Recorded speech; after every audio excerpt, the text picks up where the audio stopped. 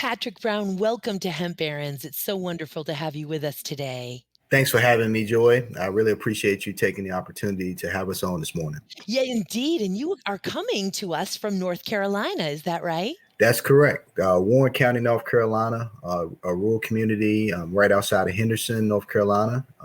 We've been there for over 100 years. You are a fourth generation farmer at Brown Family Farms, which I understand established in 1865 by your great-great-grandfather. Is that right? Yes, that is correct. My great-grandfather, Byron C. Brown, established our land starting at around 100 to 200 acres that he worked and ended up owning. We've been there ever since. After my great-grandfather, Byron, my grandfather, Grover Brown, took over the estate. Then my father came in right after him, and I guess it was my turn to start in 2013. In 2013. And what has traditionally been farmed on the land? Traditionally, we grew, and my great-grandfather and grandfather grew tobacco, wheat, soybean, sorghum, corn, vegetables, and raised livestock and fruits as well. And how big is this farm right now? Currently, we're around 168 acres. Wow. Owned, but we farm additional leased land in the community as well. So my yearly estimate of farm cultivation is anywhere between 170 to 200 acres. And it is through your taking over as a fourth generation, your family's legacy, while you, of course, maintain a whole other career, toggling as many of us in hemp do as we deliver on the dream and the emergence of this versatile, valuable crop. It's through this farm that you have created Hempfinity. Is that correct? That's correct. I started my company, which is the umbrella of the brand Hempfinity, the Connect Group LLC, in 2013, where I basically, when I started farming as the fourth generation farmer, set up a business establishment, something that my father did do traditionally back then. Most farmers didn't have a business set up for the products and goods that they service because they were just selling their products to commodity markets for the USDA. So what I was able to do is set up more of a business structure. I have a business administration and management degree from Fayetteville State University, where I graduated in 2005, where I learned the importance of business and setting businesses up correctly for tax preferences, deferments, subsidies from the government, and things like that. And also being able to apply for grants to help our farm scale up each and every year.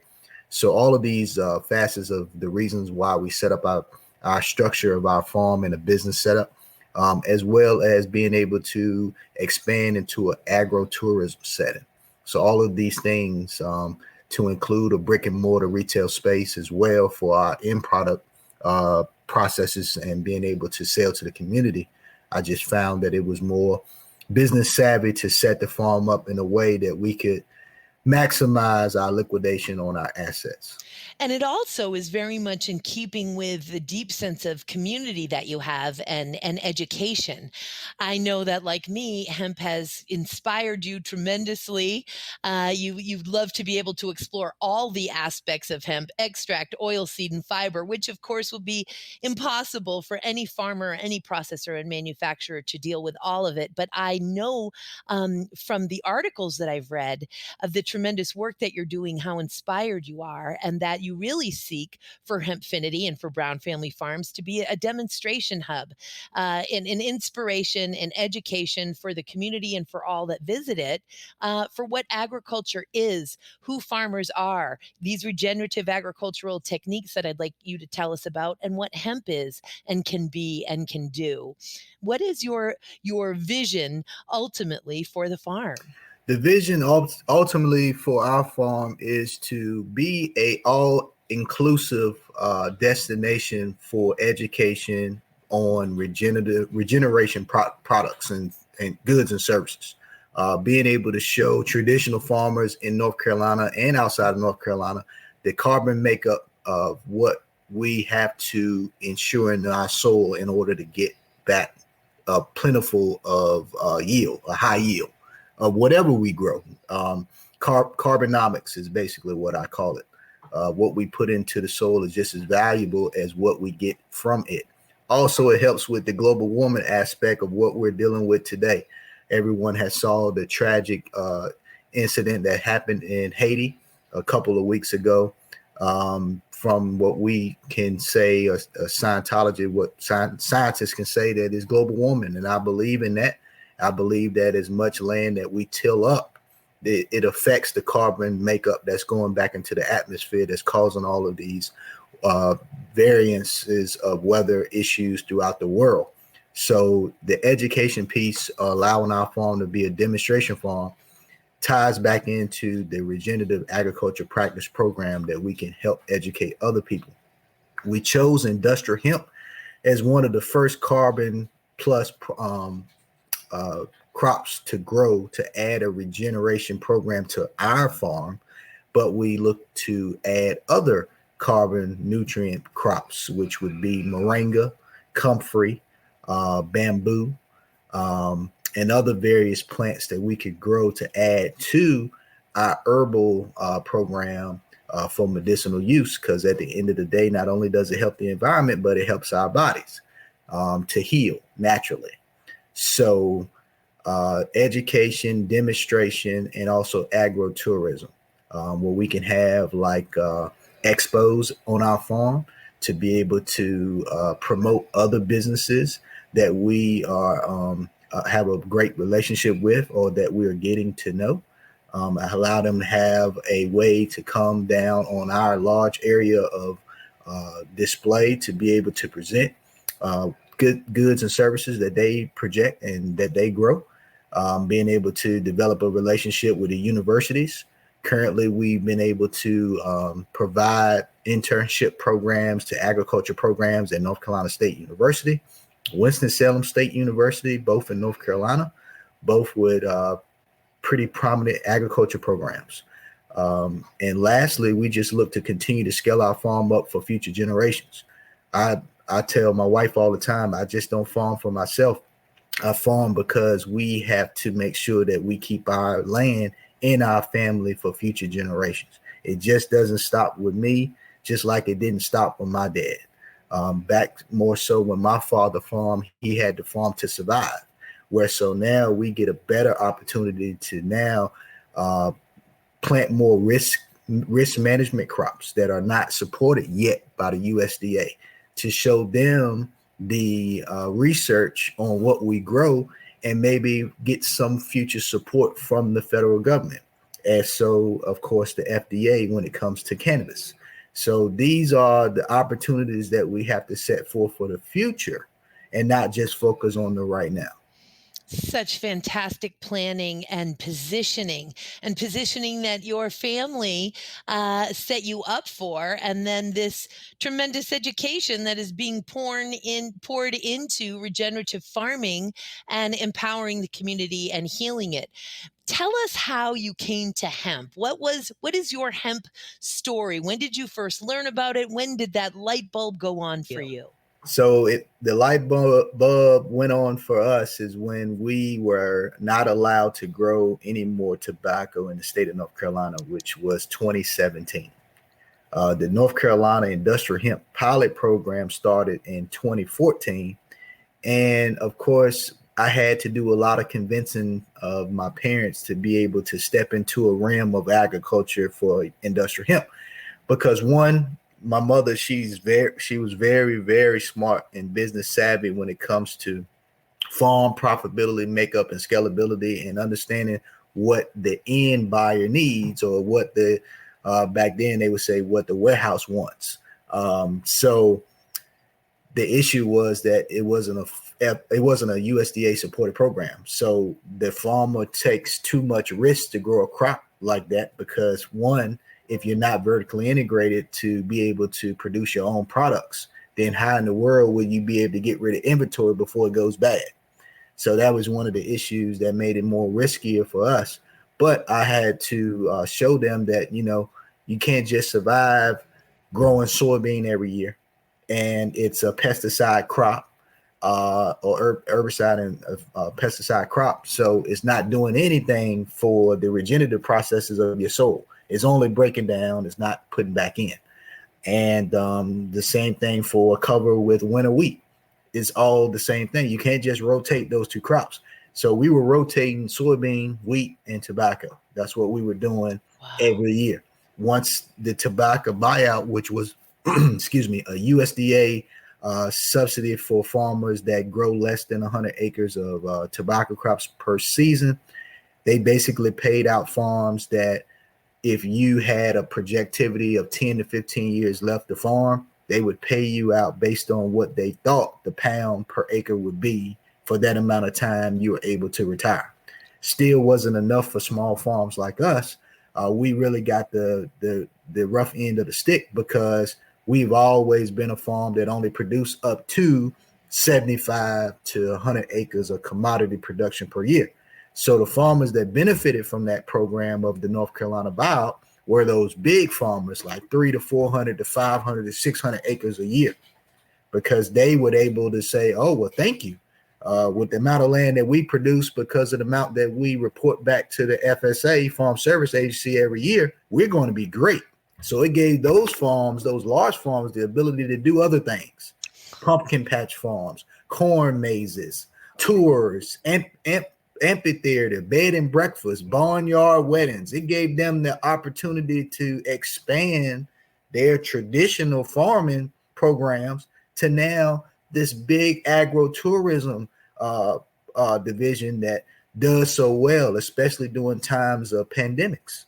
Just to be honest with you, who gets the short end of the stick always is either the minority farmer or the disadvantaged farmer or the farmer that grows less than 100 acres every year. I tell people all the time, if they understood the USDA subsidy buyback risk management plan for crops, they'll understand why farmers don't really want to grow industrial hemp. And I don't mean to get off subject, but when they start growing crops that aren't supported by the federal government, then it takes away from the crops that are supported by the federal government. So if a farmer continues to increase his acreage on normal supported commodity crops, then he has a better chance of getting a larger subsidy back from the government if he doesn't meet the production that he's normally accustomed to producing each and every year.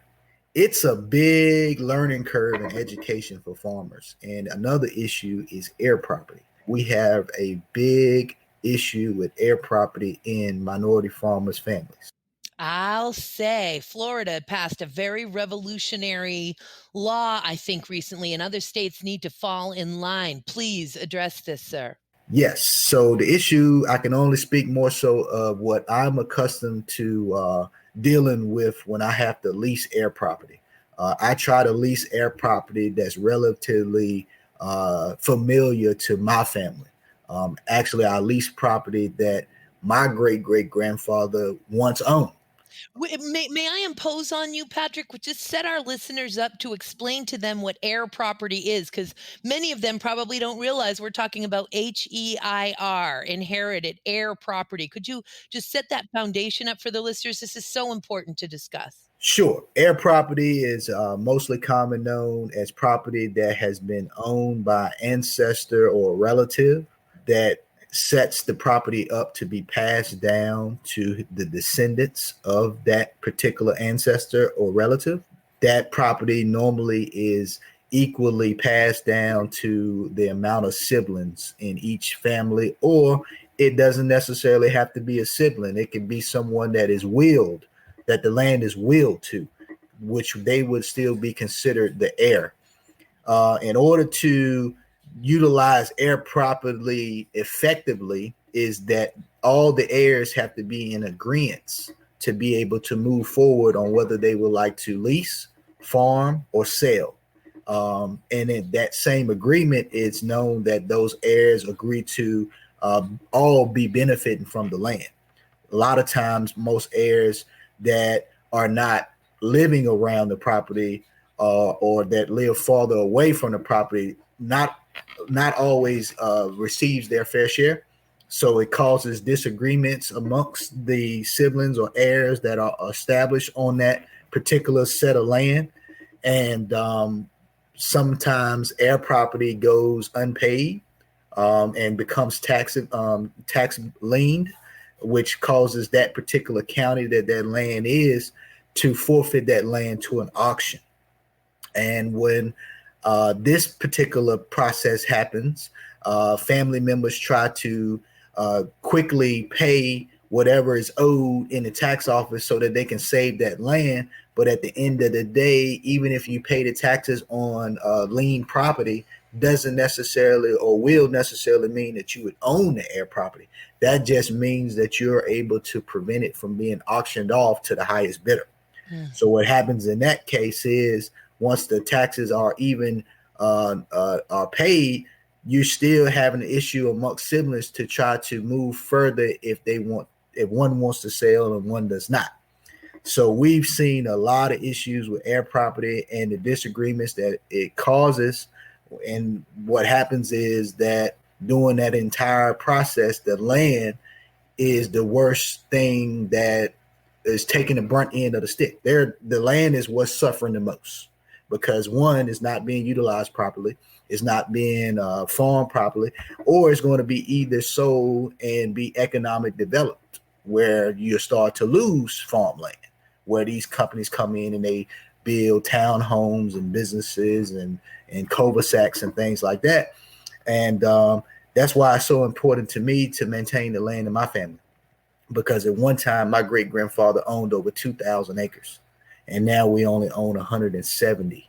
So it's very important that I try to lease the land that my father once owned, which are my relatives, and most of them live up north. So what I try to do is go in and farm some of the land that my great-grandfather once farmed, if it's available to be farmed, as far as the farm-ready cultivation, where there are not trees and it doesn't need to be excavated. So that's what I try to do, to try to keep continuing to make sure that that land is being properly managed, making sure that proper nutrients are in the land, making sure the soil is built up correctly. Because who knows, one day I might be able to buy that land back from my family member.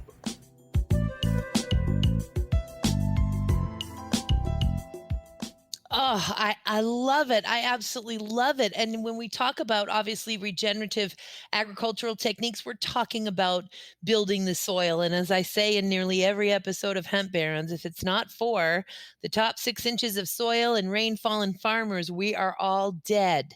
It doesn't get much more important than that. So the tobacco buyout, this is so fantastic to really educate the listeners here on these underlying systemic American agricultural trickery that we have here going on, and as usual, it's our Black, Indigenous, and people of color who suffer the most at the hands of all of it.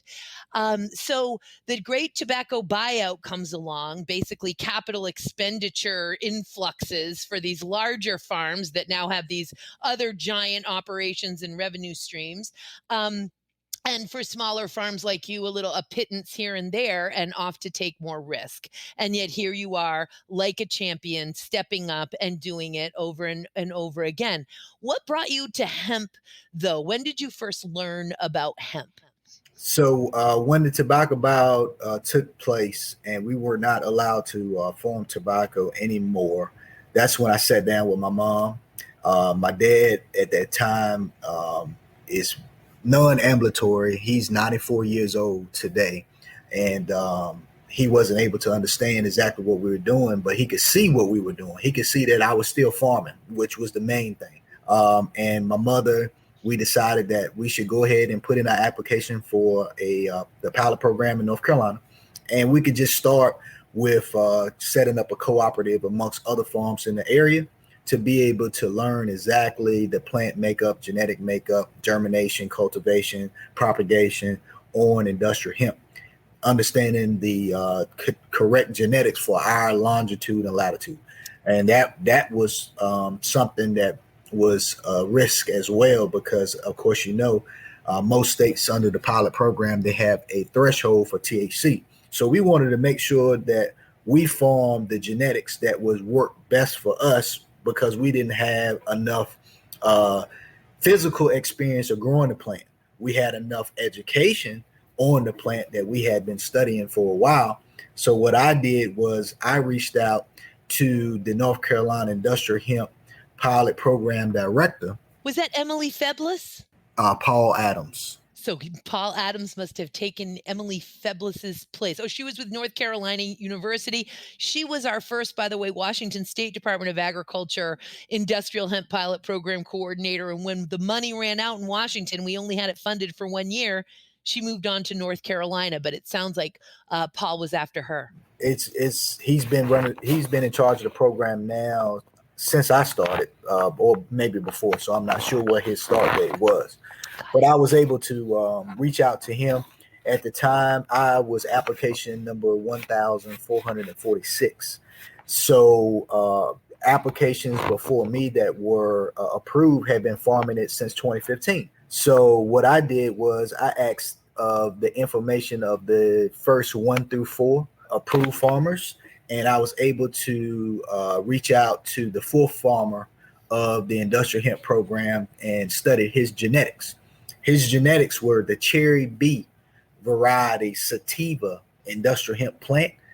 He identified that that plant was resilient in the area of North Carolina that we grow, and that the THC levels had less likely to exceed the threshold of 0.3% based on the row crop structure of sun-grown application that we do on our farm.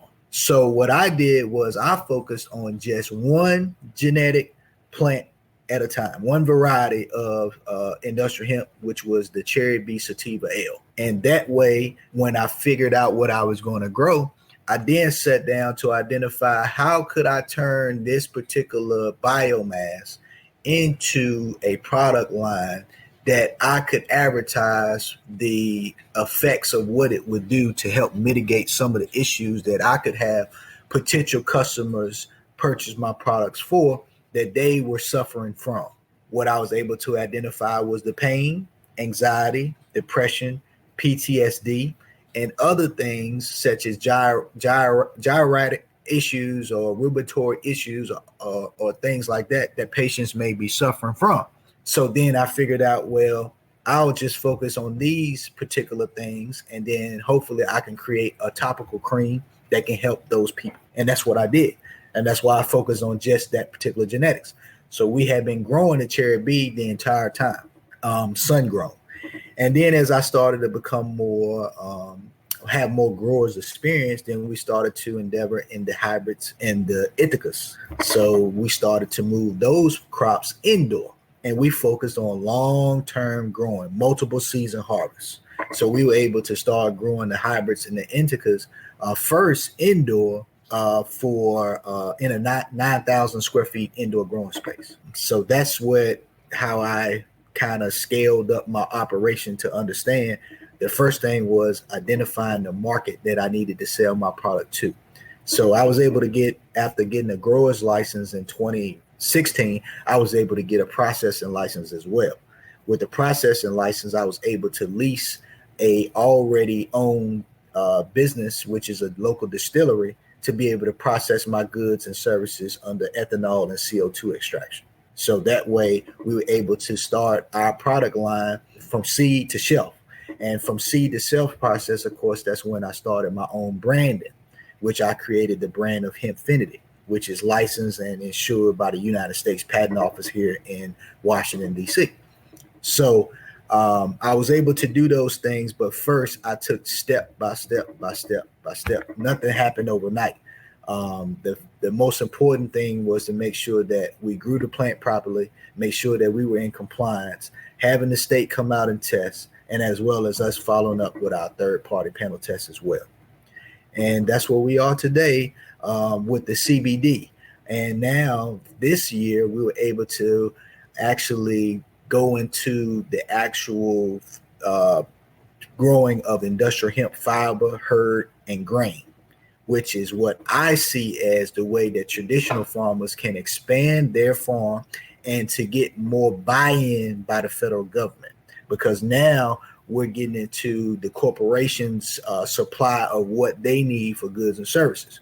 This year alone, we were able to grow over 170 acres of industrial hemp fiber, hurd, and grain for corporations that are willing to make a head-to-toe garment and textiles, for corporations that are able to make animal feeding for the grain and hemp hearts for human consumption.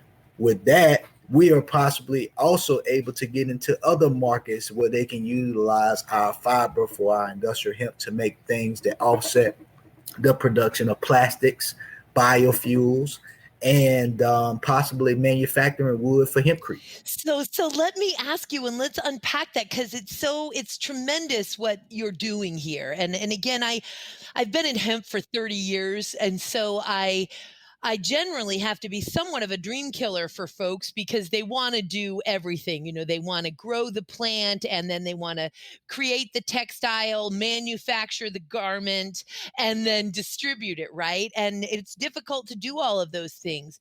You are already into growing the biomass for extract, processing, manufacture, distributing your own brand, a tremendous line of products. You are also then have grown oilseed varieties and fiber varieties and put them out into the market already? The fiber and grain and hurd varieties will be put out into the market in September of this year. You are growing this year oilseed and fiber varieties of hemp on your land. Yes. Oh, it's tremendous, Patrick. And did you do any variety trials for those, or you've been working with universities? Obviously, you're quite plugged in. Have you gotten clues as to what's growing well in your region? Yes, so that was the key for having buy-in from the corporations that we pitched to grow it for them. They identified the seeds that help with the longitude and latitude that are grown in our area based on the trials that were done on their behalf for the fiber, hurd, and the grain. What we promised is that we stick to the contract on the farmer's end, being able to be a part of the process of creation. That is what's most important to me. We've been able to sit at the table to create a product that could possibly provide the scalability and notoriety of Brown Family Farms and what we're able to provide. That's more important to me, and building relationships with these companies so that we can grow with them for the future. This year is our first year being tied into that, but the possibilities may be endless. Absolutely, and particularly with leased land as you continue to purchase more to continue to build the Brown family farms. This is just absolutely outstanding. Again, you're taking on the risk doing these things, but you believe and you are delivering on the promise of hemp. Tremendous role that you're playing in North Carolina, in America, and in North America, this reemergence of this versatile, valuable crop. I want to go back to something that you said earlier, and that is, and believe me, I will attribute it to you every time I use it, but Carbonomics. Explain to us a little bit about Carbonomics, please, and then uh, how that translates into agriculture. Yes, so I always utilize the term carbonomics is because in order for farmers to understand the soil makeup and buildup, they have to identify what you take out of the soil. When we go into the land and we constantly take by tillage and by disrupting the microcombs that are trying to form for every plant that you grow, you're taking away the amount of carbon that's needed to identify that particular plant to grow at the maximized photosynthesis. So when farmers understand that you can have or you can grow some of the same products, it may just take more education and it may take more time to build up, but you have to be able to rotate certain plots in order to provide that microcomb buildup or that carbon buildup because it's so much important. So I tell people all the time that they need to understand the term carbonomics because you have to be able to add more photosynthesis into the soil or more carbon into the soil by planting more plants. And building that organic matter. Can you explain, and thank you so much, and what a great word. Patrick, you gotta TM Carbonomics. I think you need to talk to USPTO about that one too, brother. Um, can you explain to us some additional regenerative agricultural techniques? You'd spoken earlier, I don't think we got it on tape, but you spoke earlier about, the traditional farming practices that have been used on the land. And of course, traditional farming practices that are used in big ag across this nation every day, depleting, salinating the soil.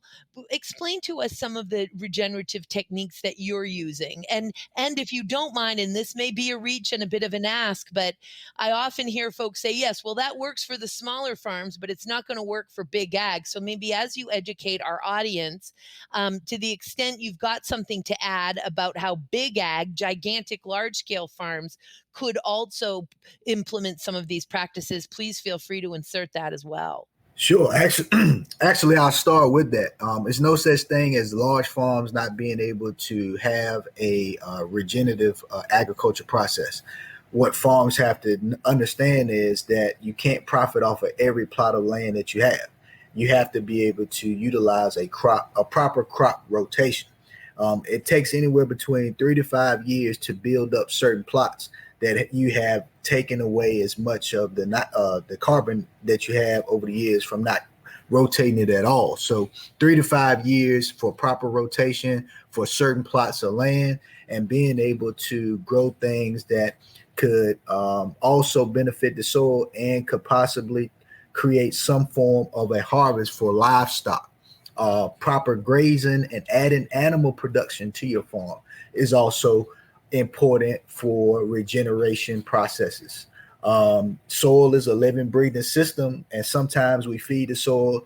Sometimes we have to feed the soil in order for it to feed us. So it's like a relationship. If you are in a relationship and all you do is take, the maximum you can provide in every opportunity, the maximum you do in every opportunity, what you are doing is taking away from that particular soil, and it's not going to last long. So growing products is the same concept. When you constantly take away from the genetic makeup of what you're trying to put into it, it's not going to last long. And what you're doing is you're harming your land from future generations of farming. So some of the process that we do is companionship planting. We add companion plants to row crops that we already grow. When we have to utilize forms of regenerative programs for vegetables that we grow, we do a lot of companionship planting. So that's some of the process that we add. Then, of course, the industrial hemp program is a part of our regenerative process as well, because we don't apply any pesticides, herbicides, or fungicides to our crops. So we do a cut at the end of the season for our industrial fiber plants, and then we come in with a cover crop for the wintertime. Or we could possibly do a no-till program for a second grain crop at the end of each season for industrial hemp as well. Buckwheat, crimson clover, Lydale clover, ryegrass, all these things can be implemented into a program for animals as well, as I mentioned before. So all of those things we have practice on our farm. Just absolutely outstanding. And ultimately, what is the reward? And we're watching farmers enjoy this reward. It is increased yield. Uh, and not just increased yield, but maybe a higher nutritional profile or a higher strength fiber. When we build the soil, we build our crops, and we build farm gate from the farmer's perspective. Right. That's correct. Now, in terms of cover crops, if we could just explain a little bit about what they are. When I drive by, miles and miles of farmland, and all I see is bare brown dirt. And that's essentially what it is. I barely recognize it as soil because I know, due to the absolute exposure that it is to the elements, that I'm probably looking at dirt that has been depleted from years and years of monocropping and just not using using proper techniques. Want to talk to us a little bit about what cover crops do and are? Yes, so it does exactly the opposite of what you just described. It provides the nutrients to the soil in order to allow living organisms to continue to live. When you add a cover, everyone benefits from it. The environment benefits from it, the soil benefits from it, the animals benefit from it. And of course, your plants that you grow in the following season will benefit from it. You'll have, like you mentioned, higher yields. But it just farmers have to understand that they got to take time to create that program. Some of the things that we've seen from the effects of global warming should be more than enough to give these farmers a idea of, hey, I got to do something, but also the United States government, through the United States Department of Agriculture, has to provide programs that kind of almost put farmers up against the wall to start utilizing those programs. Not just incentives, but actually like taken away from some of the programs that they may be accustomed to receiving because they are not following these guidelines. They need to put strict regulations into regenerative agriculture. That's my take on it. You have to be willing to take that stand. But at the same time, also the government also needs to provide incentives to farmers to be able to produce certain products that may take time for them to grow things regeneratively. I agree 110%. And I'm trying to remain hopeful here with USDA Secretary Tom Vilsack, who is back. Um, any thoughts to share on what you might predict for the future under his leadership in terms of really turning on the heat and taking the USDA? The USDA really, not just the EPA, but I see the USDA as being our first line of defense. It can be the heroines that we need for climate change here if it works its public policy correctly. Any predictions under the leadership of Tom Vilsack? Well, I would say for Tom Vilsack, this is his second chance to make it a better attempt to inclusivity in small farmers' opportunities to get a fair share of the agriculture practices in the United States. This is the second chance for his opportunity to lead in the direction for everyone, to not just include different demographics of farmers, but to add the regeneration programs to help with global warming. He needs to be able to work alongside EPA directly to understand what things that are going on in the world, to not just include agriculture that's driving these issues, and also be able to work alongside other agencies to develop ways that agriculture can be tied in so that we can all benefit together and be able to scale up our economy as well. So he plays a vital role in the program. My state commissioner, Mr. Steve Troxler, does a great job of trying to work alongside whoever is in that position of authority to make sure that North Carolina continues to add to the economic value of agriculture in our state. Right now is a $96.5 billion industry, and we want to continue to add agriculture as the number one economic program in the state. And by doing that is working together with Mr. Vilsack to be able to make sure that we add more goods and services for production to the existing subsidy supported agriculture programs. For example, industrial hemp, certain medicinal herbs, various out of season crops that can be utilized indoor, scaling farms up to be able to include indoor propagation, germination, and cultivation so that North Carolina can exceed in agriculture for year-round production. That also ties into infrastructure. We need to tie the agriculture infrastructure into the manufacturing infrastructure. And what I know is there's only one plant that can do that, and that's cannabis. We have an opportunity for Mr. Vilsack to be able to listen to people like myself, people like you, to be able to learn that as the world changes, so does agriculture. Everything can't be traditional. No one wants to exist in a world that we existed in during the Roosevelt administration, during the Dust Bowl, where nobody could understand what was happening with the soil genetic makeup or carbonized nutrients that were being taken away until it was too late. And that almost caused another Great Depression. So we don't want to relive that Dust Bowl scenario. And in order for us to not relive that Dust Bowl scenario, we need to all be regulated on the programs that we put into our farm. So that's where we are today. And I just feel like I hope this video gets to his in front of him and he's able to view it so he can listen to just a small voice that's actually doing these things in North Carolina. Small voice making huge moves and having a tremendous impact on your family, your community, again, the state of Carolina, the whole continent. I cannot thank you enough for being with us today, Patrick. I can't wait to have you back on. Man, am I watching Brown Family Farms and Hempfinity. Folks, please go to PodConX, PodConX.com.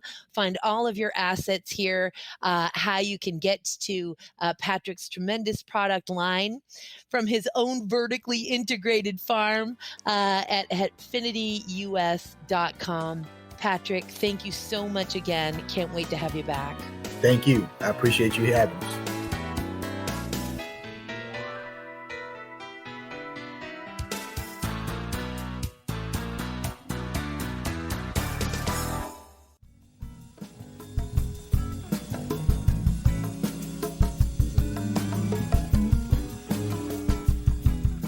Hi, listeners. This is Maggie Kelly, co-host of the Cannabis Capital podcast, Blunt Truths from the Cannabis Economy.